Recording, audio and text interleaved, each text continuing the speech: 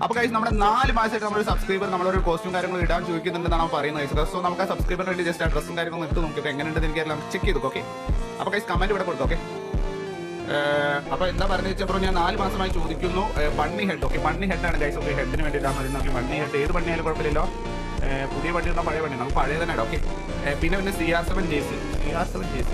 Okay guys. Okay, CR7 JC കിട്ടിയിട്ടുണ്ട്. Okay, so പിന്നെ പറയുന്നത് ഹാൻസം ബോയ് മറ്റേ മുക്ക പാൻ്റ് അല്ലേ? ഓക്കെ, ഇതല്ലേ ഹാൻസം ബോയ്. ഓക്കെ, ഇതാണ് ഗൈസ് ഹാൻസം ബോയ് പാൻറ് വരുന്നത്. ഇനി നമുക്ക് ഷർട്ട് നോക്കി വെക്കാം.